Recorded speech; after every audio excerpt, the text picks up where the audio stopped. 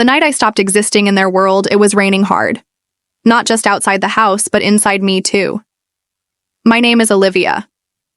I was 16, young enough to still need them, but old enough to understand their coldness. I stood in the kitchen. My fists were tight. My voice shook, but it was clear. I'm not your maid. I'm not someone you hit when you're angry. I'm your daughter. My brother Caleb, the favorite, sat at the table, eating soup like none of this was about him. Of course, it wasn't.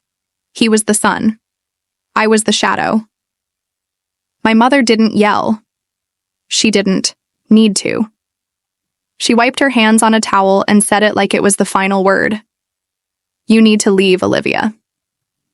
No shouting, no feelings, just a cold goodbye. My father didn't speak. He didn't even look at me. He just turned away, quiet and casual, like I was a TV being turned off. The silence after that wasn't empty. It was full of ending. I remember trying not to cry. I didn't want them to feel good about this. I grabbed my backpack and walked out, the front door. No one stopped me. No one called my name. No one even closed the door. The rain hit my face hard. I had no plan. I had nowhere to go. But I knew the truth. I didn't run away. They got rid of me. They would tell people a different story. That I was difficult, that I didn't listen, that I left because I wanted to. But they wouldn't say that they never asked why I cried myself to sleep for years. That I made dinner while they praised Caleb's achievements. That I cleaned up my own blood when he hurt me. And my mother told me not to cause trouble. They hid the truth so well that I almost forgot it myself. But I remembered something small from that night. As I closed the door, I heard them whispering to each other, not to me. If no one sees the papers, we're okay. Just keep quiet. I didn't know what they meant then. Maybe I didn't want to. I told myself it was nothing. Just one last mean thing, as I left. But years later, I would understand. It wasn't just mean, it was planned. That night wasn't just the end of my childhood. It was the start of a cover-up. One that would stay hidden until I came back to show everyone the truth. But first, I had to live after they erased me. I didn't fall apart. I didn't give up. Slowly, step by step, I built a life in their silence. The first year was the hardest. I slept in shelters. I showered at public gyms. I ate peanut butter for dinner. I cleaned motel bathrooms during the day and stocked shelves at night. People walked past me every day and didn't see me, just like my family. But I kept going. I studied in libraries that were open all night, using borrowed books and cheap coffee. I filled notebooks with schoolwork, job applications, and dreams. I couldn't say out loud. No one cheered for me. No one saw when I did well. But little by little, I started to win. A small scholarship, an unpaid internship, a job offer. By the time I was 28, I had my own apartment. No one else paid for it. My name was on the lease. My fridge had food I bought. I even bought a used armchair. It wasn't new, but it was mine. Some nights, I sat in it and looked at the walls. It was quiet, peaceful, but also empty. No family pictures, no calls, no birthdays. I had a life, but it felt like a house with no sounds inside. No one remembered I was alive until they needed something. It was a Wednesday afternoon. I was looking at the mail after work. Bills, junk mail, a postcard. Then I saw a heavy cream-colored envelope. No return address, just my name and familiar handwriting. My breath caught. Inside was a card. We need to talk. Your father is unwell. It was signed, Mother, unwell. The word felt cold, not sorry, not we miss you, just a need. The handwriting was neat, perfect. It reminded me of birthday cards from years ago. Cold, careful, unwell. Why now? After all this time? A small, bitter laugh came out. They only reached out when they needed something. Still, something made me keep the card. Not because I forgave them, not because I believed them, but because it made me wonder again, did I ever mean anything to them at all? And I knew I wasn't going back to make things right. I was going back to find out the truth. The neighborhood looked smaller than I remembered. The trees weren't as tall. The house looked old. The paint was peeling. One shutter was crooked. The porch light flickered like it was tired. But it was the same address. My hand shook a little as I parked across the street. I sat there for a minute, looking at the windows. Would they know I was near? Stupid thought. I was never really seen in that house. I got out of the car. The gravel crunched under my shoes as I walked up the driveway. My heart beat fast. I raised my hand and knocked once. Hard. No going back. The door opened slowly. It was her. My mother. Her hair was perfect. Her clothes were neat. She looked like she was always ready for important people. She saw me, and her face changed. It went white, like she'd seen a ghost. "Olivia?" she whispered. Before I could speak, my father was behind her. He was thinner, his shoulders bent. He held a cane. His eyes still didn't really look at me. He opened his mouth like he might say something, then closed it. Behind him for a second I saw Caleb. He was taller. He looked like he'd never left. He looked at me for a moment, no smile, no nod, then turned and walked away. Like I was just someone at the wrong door. And still, my mother smiled. "Come in," she said, like this was a nice surprise. They asked me to stay for the weekend. They said I could have my old room. The air in the house felt fake, like they were acting. Dinner was quiet and tense. My mother asked about my job, but not my life. My father asked if I talked to anyone, but not them. Caleb didn't eat with us. They were all pretending. But the thing that really got to me happened later that night. In my old room, I opened the drawer in the nightstand. Inside was an old birthday card. Pink. Faded. The kind my mother used to give me before she stopped trying. I opened it. The handwriting was neat. Perfect. And suddenly I remembered the card I got.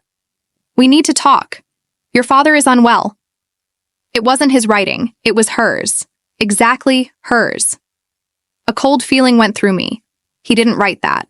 She did. They hadn't reached out because they missed me. They had planned this. This wasn't a family visit. It was a trap. Dinner the next night tasted like nothing.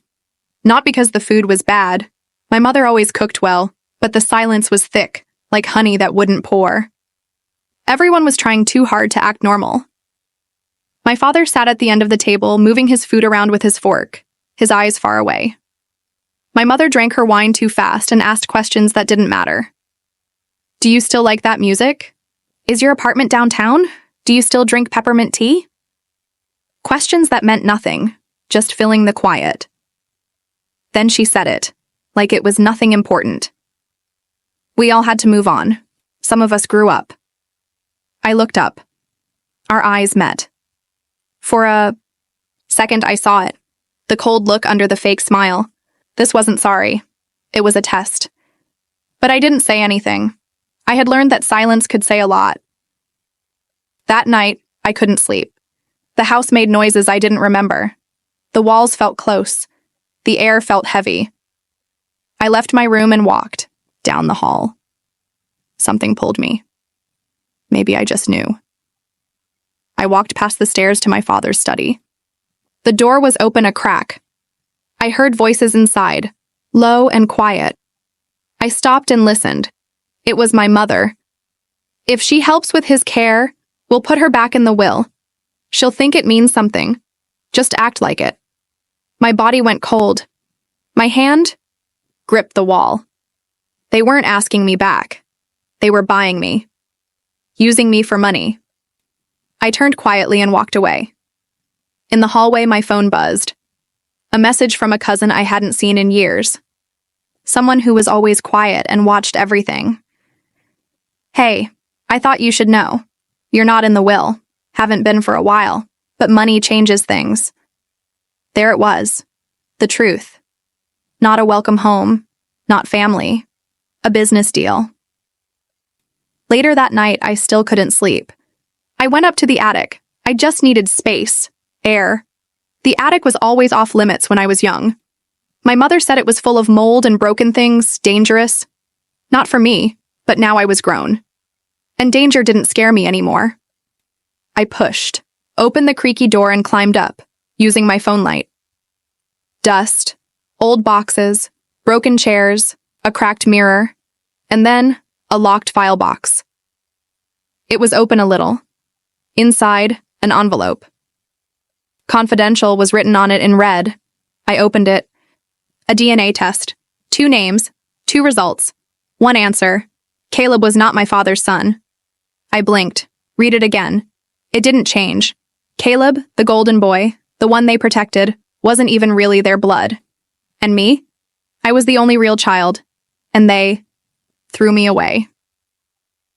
Suddenly, the whispers from years ago made sense. As long as no one sees the papers, we're okay. They weren't afraid of me acting out. They were afraid of me finding out. They didn't just push me away to punish me. They erased me to protect him, to protect the lie. We all had to move on, she said, but they didn't move on. They covered up. And I was just something in their way. I stood in the attic, the paper shaking in my hands. They didn't just leave me. They used me for their secrets. And now they wanted me back? No, they wanted my money. They wanted me quiet, useful. But they didn't know one thing. I had the truth, and I was done hiding it. The invitation said formal. I wore black.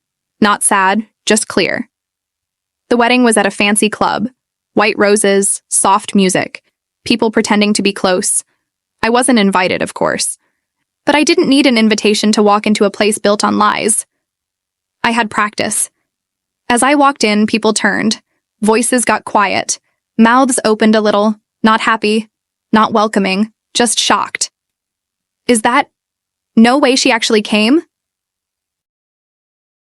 I didn't smile. I didn't nod. I walked past them like they were ghosts, like I was the one coming back from the dead. My mother saw me first. She blinked hard. Her champagne glass stopped in the air. Her lips got tight. She didn't say a word. My father was in the corner near the bar with his cane. Family who didn't know anything about what he'd done were around him. He looked up. Our eyes met. He looked scared. I sat in the back. Quiet. Waiting. The wedding went by in a blur of fancy. Clothes and soft promises, fake tears and bright smiles. Then it was time for speeches. Family members stood up and talked about old stories, gave blessings, shared memories that made our family seem like something it never was. Whole, loving, honest. Then they said, if any other family members would like to say a few words. The silence felt awkward. So I stood up. People gasped softly. My heels clicked on the floor as I walked to the front. I took the microphone and turned to face the room. Faces I knew. Faces that had forgotten me. I didn't raise my voice. I didn't need to. Family means showing up, I began. So I did. Some people smiled, not sure what was happening. My mother's face was frozen. You told everyone I ran away, but you never told them why. You said I failed, but you failed me first. You said I disappeared, but the truth is I was erased. A quiet sound went through the room. A few people coughed. My father looked down. I was 16, thrown out like trash. No warning, no goodbye, just silence. I looked right at my mother. And now, after all these years, you invite me back. Not because you're sorry, but because you want something. I let those words sink in. Then, slowly, I reached into my bag and pulled out a folded paper. This is the card I got a few weeks ago, signed by my father, asking me to come home. I paused. Except he didn't write. She did. People gasped again. My mother's face lost all color. She faked his writing. She set this up. She played the victim, all to get me here. I unfolded another paper. And by the way, I already gave money to the charity. Quietly. 2 weeks ago. Not because I wanted to thank you, but because I wanted to see if you would still lie, even after I helped. People started whispering, looking around. The fake picture was breaking. You didn't miss me. You missed what I could give you. You didn't want a daughter. You wanted someone to use. I turned to the bride and groom at the front. I hope things are better for you than they were for me. Don't keep the silence. Don't let the bad things keep going. I put the microphone back on the stand. My mother sat still, her mouth open, her eyes wide. My father was crying, his shoulders shaking. But I couldn't tell if it was guilt or fear. And I didn't care, because for the first time, I had said everything they tried to hide. For the first time, I was louder than their silence. And it felt right, not angry, not wanting revenge, just right. I walked out. There was no sound, no clapping, no yelling, just the quiet of their lost control. And that was enough. The night air felt real. No lies to hide behind. It was quiet outside too, after what I just left. The fake smiles, the shaking hands, the silence after the truth. I kept walking, my heels steady, my breath calm. Then I heard it, the soft, slow tap of his cane on the stone path. My father. He stopped a few steps behind me. "Olivia?" he called out, his voice weak. "Wait, we can fix this." I turned around slowly. I looked at him. His eyes looked small now, not sad, just empty. "You can't fix what you buried," I said quietly. And then I saw it. The edge of a phone sticking out of his coat pocket, still recording. Still red light on. Of course. Even now, it wasn't about making things right. It was about protecting himself. I took a step closer, leaned in, just enough for him to hear. "Make sure your lawyer hears this too," I whispered. "I'm not coming back. Not for the house, not for the name, not for you." I stepped back, looked at him one last time. Then I turned and walked away. No tears. No one ran after me this time. And that silence, it was finally mine. They thought I was gone forever. Now I am. My voice may be just words on a screen, but the journey I've shared with you, the pain of being unseen, the fight to rise above, that's real. If even a sliver of my struggle, my eventual triumph, has stirred something within you, if you've ever felt overlooked or had to fight for your place, then connect with this story. A like is a whisper of solidarity. A subscription is a promise to hear more voices like mine. Let's amplify the stories of those who had to fight to be heard. If you felt this, show it. Thank you.